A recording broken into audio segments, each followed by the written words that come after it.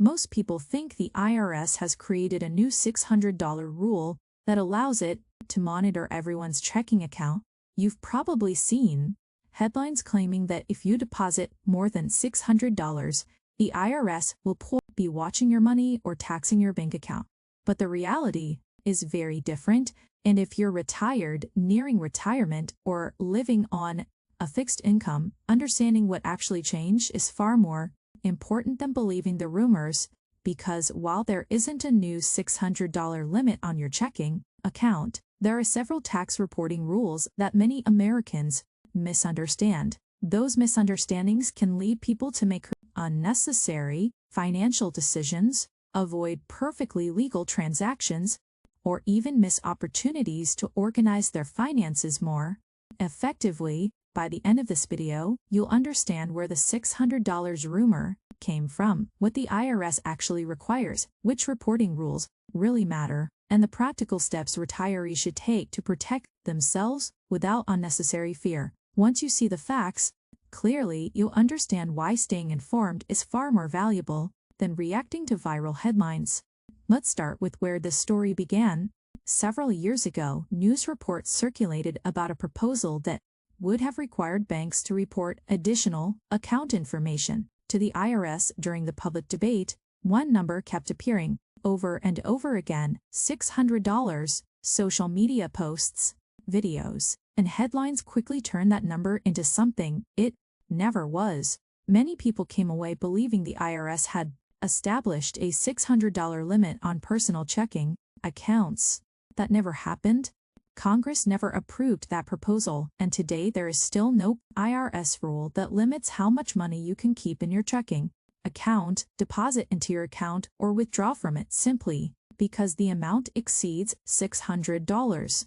That distinction matters because millions of Americans continue making financial decisions based on an idea that simply isn't true. Now, does that mean the IRS has no interest in financial reporting? Of course not.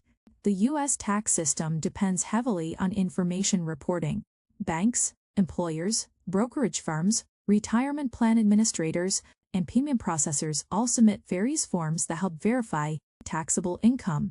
But those reporting systems have existed for decades, and they are very different from the rumors circulating online. This is where context becomes important. The IRS generally isn't interested in how much money sits inside your checking account. Instead, it cares whether taxable income has been properly reported. That's a completely different question. Imagine two retirees. The first receives Social Security benefits, takes required distributions from a traditional IRA, and occasionally transfers money between savings and checking. The second operates a small business but intentionally fails to report large amounts of taxable income while depositing business receipts into a personal account. From the bank's perspective, both accounts may see deposits. From the IRS's perspective, these are completely different situations, because one involves properly reported income while the other potentially involves unreported taxable earnings. Understanding that difference immediately removes much of the fear surrounding these rumors. Now let's look at what reporting rules actually exist, because this is where many retirees can benefit from better information. One area involves information returns, such as Form 1099. Financial institutions issue these forms when certain types of income reach reporting thresholds established by tax law. Interest earned in a savings account, retirement distributions, pension income, dividends, and investment gains may all generate tax documents, depending on the circumstances. Notice what's being reported: income, not your checking account balance, not your monthly spending, not your grocery purchases, not your ordinary transfers between your own accounts. Another area people often confuse involves large cash transactions. Businesses that receive more than $10,000 in cash during certain transactions may have reporting obligations under federal law. This rule has existed for many years and is designed to combat financial crimes such as money laundering and tax evasion. Again, this doesn't mean depositing $10,000 into your own bank account automatically creates a tax bill, nor does it mean the government assumes you've done something wrong. The key question has always been whether the money represents legitimate, properly reported income. That's an important distinction because fear often grows when people hear numbers without understanding what those numbers actually represent. Now let's bring this closer to home. If you're retired, your income may come from several different sources. Perhaps you receive Social Security.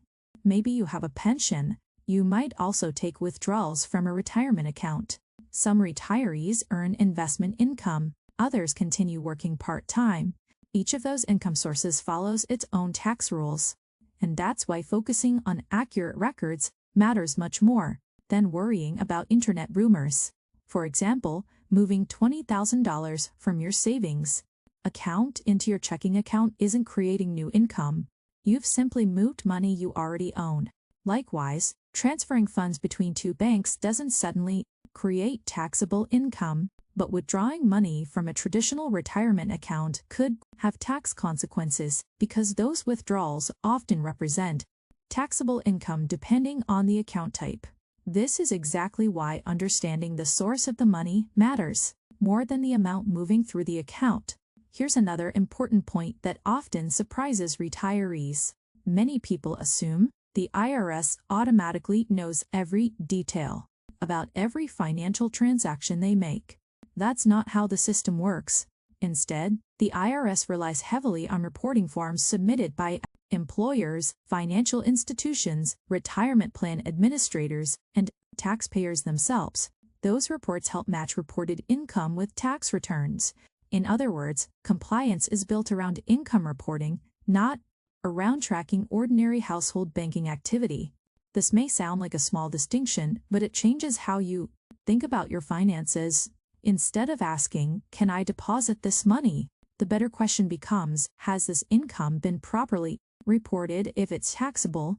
That shift in thinking helps eliminate unnecessary anxiety while focusing attention on the issues that actually matter, and that's especially important for retirees because retirement often introduces more income sources than people had during their working years.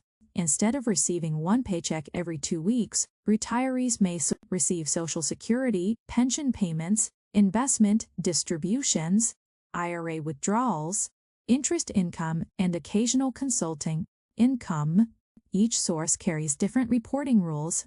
Understanding those rules, not fearing a non-existent checking account limit, is what protects your finances over the long term. But here's where things become even more important. While the $600 rumor isn't real, there are several reporting rules and retirement tax decisions that quietly cost retirees thousands of dollars every year. And this is where most people get caught, not because they broke the law, but because they misunderstood how the rules actually work. Now, this is where the conversation becomes much more practical, because while the viral headlines may be misleading, there are real tax decisions that affect retirees every single year, and unlike internet rumors, these decisions can have a lasting impact on your retirement income. One of the biggest misconceptions is that Social Security benefits are always tax-free. Many retirees are surprised to learn that, depending on their total income, a portion of their Social Security benefits may become taxable. The important phrase here is depending on your total income. The IRS doesn't look at Social Security in isolation. It considers what's known as your combined income, which includes adjusted gross income, certain tax-exempt interest, and half of your Social Security benefits. For some retirees, none of their Social Security benefits are taxable. For others, up to 85% of those benefits may be included as taxable income. That doesn't mean 85% is taxed. It means up to 85% could be subject to income tax, depending on your tax bracket. This is where many households get caught.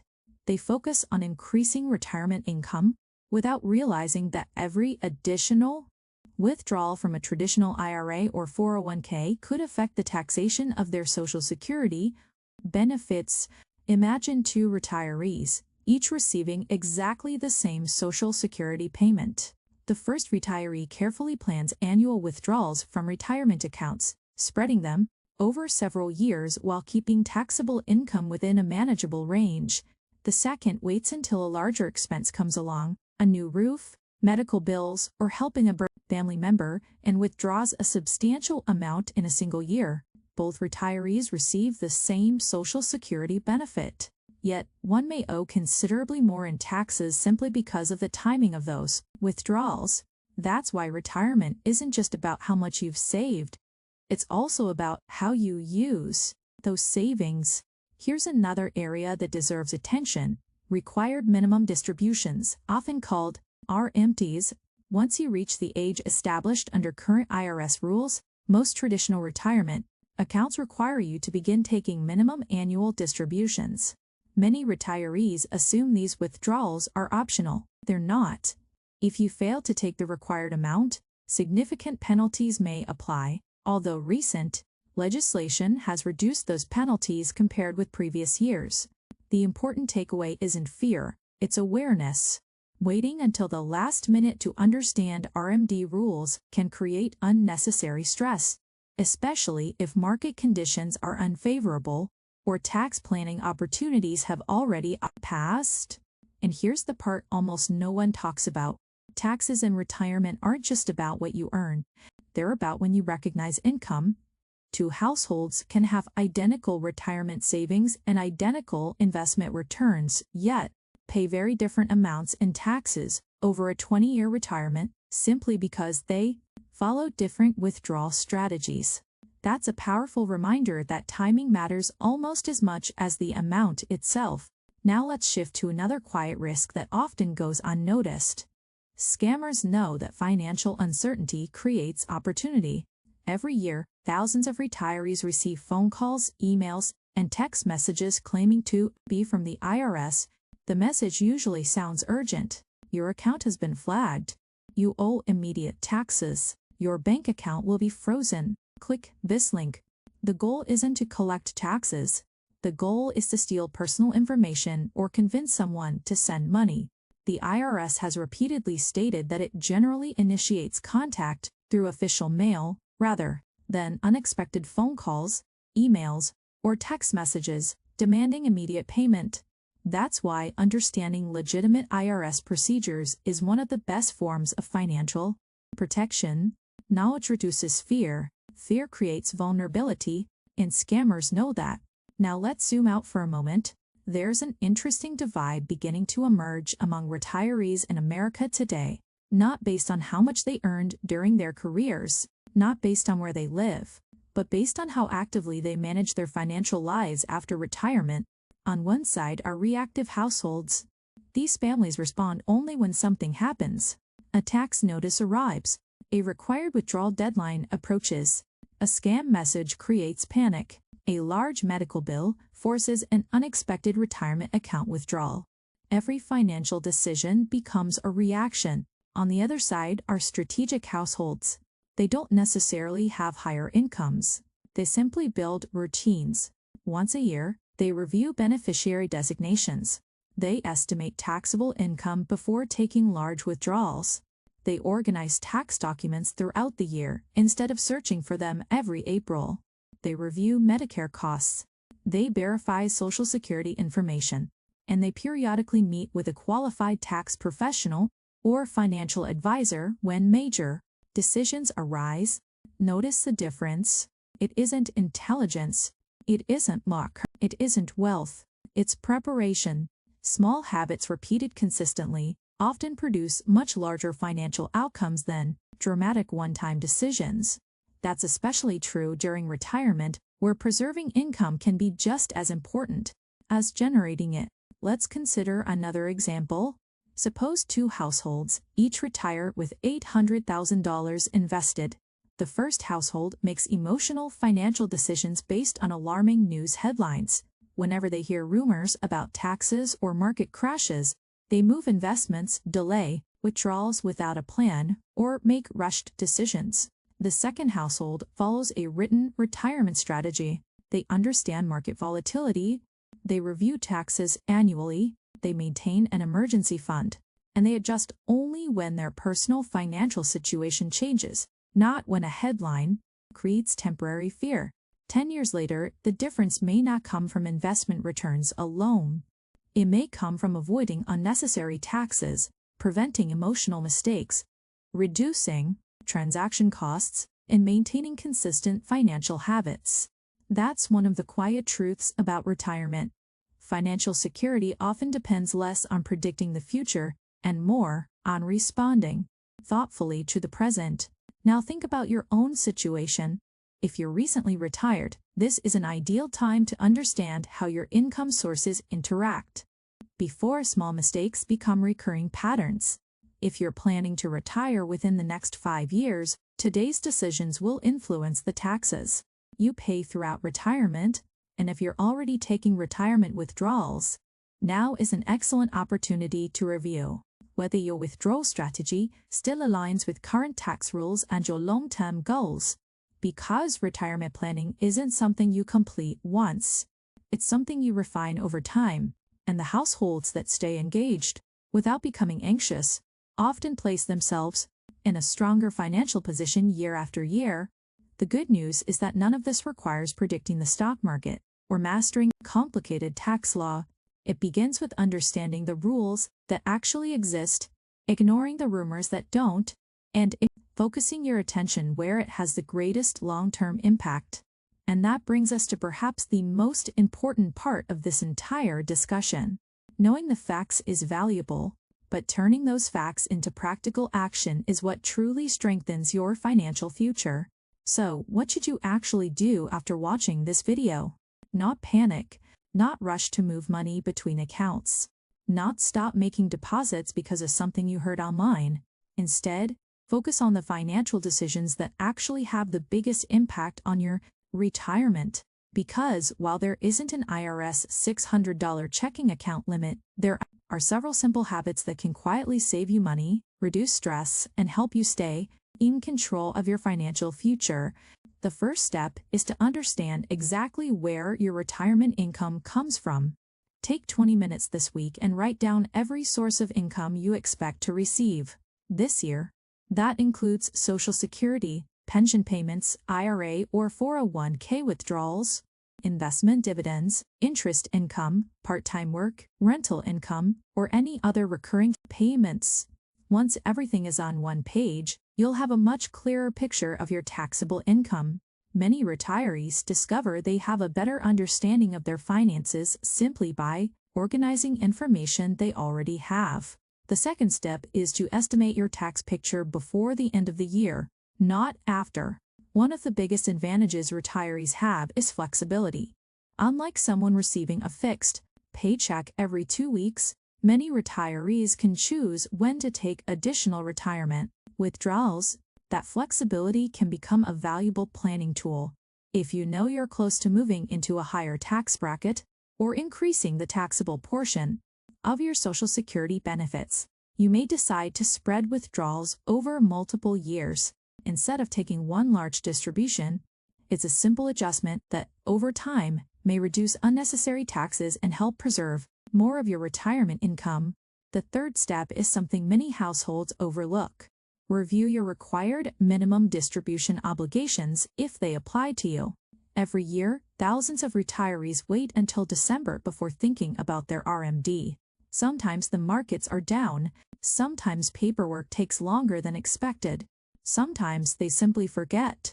Planning those withdrawals earlier in the year gives you more flexibility and removes unnecessary pressure during the holiday season. The fourth step is to create a dedicated folder for tax documents. Whether it's a physical folder or a secure digital one, collect your Social Security statements, retirement account forms, pension statements, charitable donation receipts, healthcare, expense records, and investment tax documents throughout the year. Instead of scrambling every spring, you'll already have everything organized. It sounds simple, but reducing financial stress is often about creating better systems, rather than making bigger financial decisions. Next, make cybersecurity part of your retirement plan. Financial scams continue to become more sophisticated every year. If someone contacts you unexpectedly, claiming to represent the IRS, Social Security Administration, Medicare, or your bank, slow down before responding. Never let urgency replace verification. If you're unsure, end the conversation and contact the organization directly using the phone number listed on its official website or on your account statement. That one habit alone can prevent enormous financial losses. Another valuable step is reviewing your beneficiaries. Many people update their investments, but forget to update who inherits those accounts. Marriage, divorce, grandchildren, deaths in the family, or changes in personal circumstances can all make beneficiary designations outdated. These forms often override what's written in a will, making them one of the most important documents many people forget to review. It only takes a few minutes to confirm they're still accurate. Finally, schedule an annual financial checkup.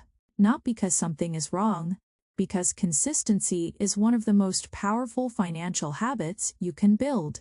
Whether you work with a CPA, an enrolled agent, a financial planner, or simply review your own finances carefully once a year, regular check-ins help catch small issues before they become expensive ones. Think about your health for a moment. Most people don't wait until they're seriously ill before visiting a doctor. They understand the value of preventive care. Your financial life works much the same way. Small reviews today often prevent much larger problems tomorrow. Now let's step back and look at the bigger picture. The financial landscape is always changing. Tax laws evolve, retirement rules are updated, Social Security receives cost of living adjustments, Medicare premiums change, markets rise and fall, inflation affects purchasing power. There will always be another headline telling you something dramatic has happened. Some headlines will be accurate, many won't be. The households that thrive financially aren't the ones who react to every rumor. They're the ones who understand the difference between noise and meaningful information. They know that long-term financial success rarely comes from one brilliant decision. Instead, it comes from hundreds of small, thoughtful decisions repeated consistently over many years. It's reviewing your tax situation before year-end. It's staying organized. It's asking questions before making major withdrawals. It's keeping good records. It's protecting yourself from scams. And it's focusing on facts instead of fear. Perhaps the biggest lesson from today's discussion isn't about the IRS at all. It's about information. In today's world, misinformation spreads faster than ever. A single misleading headline can reach millions of people within hours. But good financial decisions require something different. They require patience, context, verification, and a willingness to look beyond the headline before taking action. The truth is, there is no IRS $600 limit on your checking account, but there are real tax rules, real reporting requirements, and risk planning opportunities that deserve your attention. Understanding those realities places you in a much stronger financial position than reacting to myths ever could. As you move through retirement, remember that financial confidence doesn't come from knowing every rule. It comes from knowing where to find reliable information, asking thoughtful questions, and making decisions based on facts rather than fear. That's how wealth is protected. That's how retirement income lasts longer. And that's how you give your future self the greatest possible financial stability. So now I'd like to hear from you. Before watching this video, had you heard the rumor about the IRS setting a $600 checking account limit? And after learning the facts, what's the one financial habit you're going to review this week? Let us know in the comments. Your experience may help someone else avoid unnecessary worry and make better financial decisions. And if you enjoy straightforward, fact-based explanations about retirement, Social Security, taxes, and personal finance, consider subscribing. Every week, we break down complex financial topics into practical guidance you can actually use without the hype, without the fear, and always focused on helping you make more informed decisions for the years ahead. Thanks for watching, and I'll see you in the next video.